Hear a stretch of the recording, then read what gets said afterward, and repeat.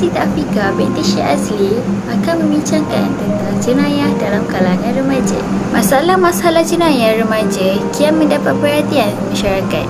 Media massa khususnya akhbar, majalah dan televisyen sering melaporkan insiden-insiden jenayah dalam kalangan remaja yang kini menunjukkan peningkatan jenayah remaja semakin meningkat dari semasa ke semasa. Senario yang berlaku ini akan menyebabkan negara yang berusaha untuk mencapai wawasan 2020 akan terjejak. Assalamualaikum dan salam sejahtera. Saya Wan Aisyah binti Wak Ibrahim, pelajar dari kelas TPI, akan menjelaskan pendekatan atau kaedah yang digunakan dalam analisis mengenai isu jenayah dalam kalangan remaja. Penyelidik menggunakan media sosial untuk mencari info tentang isu jenayah dalam kalangan remaja, dan penyelidik memilih Facebook, Google dan Instagram untuk mencari info-info tersebut. Seterusnya, saya akan mengulas sedikit sebanyak isu jenayah dalam kalangan remaja dalam media sosial. Antaranya, remaja ditahan cuba kirim dadah RM7,000 yang berlaku di Bandar Puteri, Puchun, Selangor pada 29 Jun 2021. Remaja terbabit ditahan reman selama 7 hari dan disiasat mengikut Seksyen 39 Akta Dadah Berbahaya 1952. Jika disabit kesalahan, remaja tersebut boleh dihukum gantung. Sekian, itu sahaja daripada saya. Terima kasih. Assalamualaikum, nama saya Siti Khadijah binti Muhammad. Saya dari DPI ingin membentangkan tentang huraian, gambaran dan data statistik isu yang dipilih.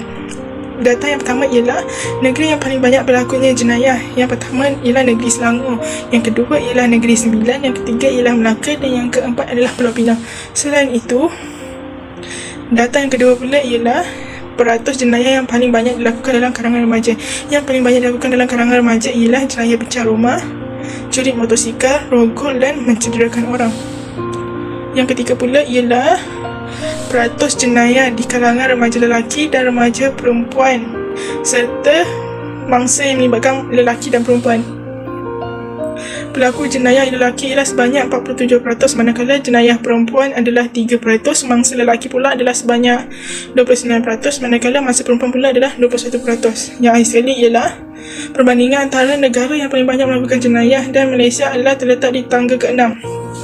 Yang pertama ialah Venezuela, yang kedua ialah Papua New Guinea, yang ketiga ialah South Africa dan yang ketempat 26 adalah Malaysia. Selamat sejahtera, nama saya Feris Kanal Naraki Sriwinggam.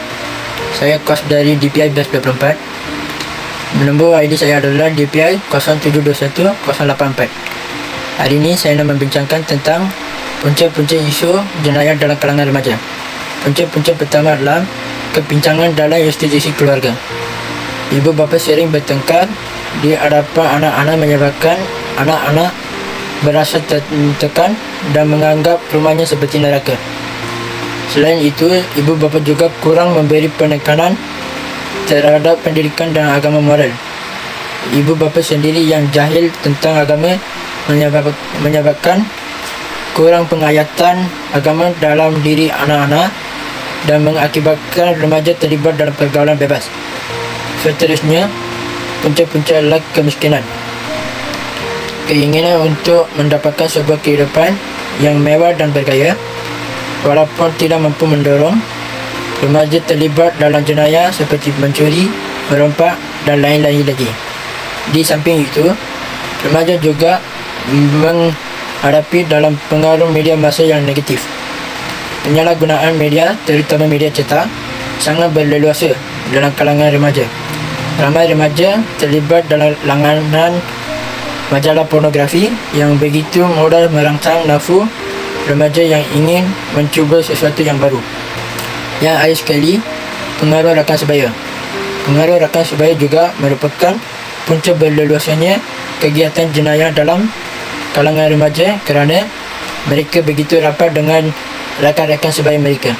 Itu saja daripada saya. Terima kasih. Assalamualaikum warahmatullahi wabarakatuh. Saya Wan Siti Nuraisyah binti Wan Zahari, ID student DPI 0721.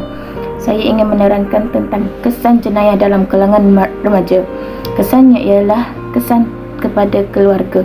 Kesan kepada keluarga, ia akan menjatuhkan maruah keluarga apabila dalam kalangan keluarga kita terdapat salah seorang yang melakukan jenayah.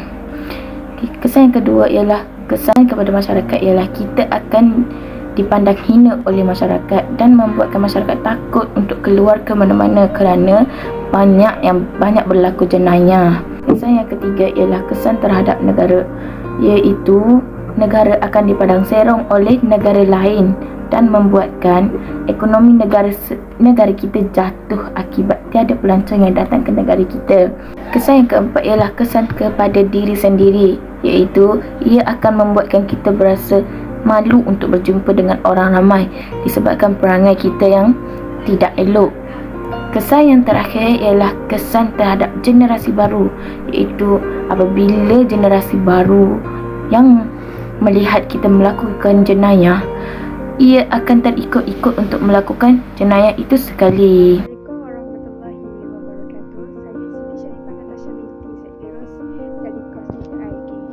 Hari ini saya ingin membincangkan tentang cara penyelesaian dalam mengatasi masalah jenayah dalam kalangan remaja.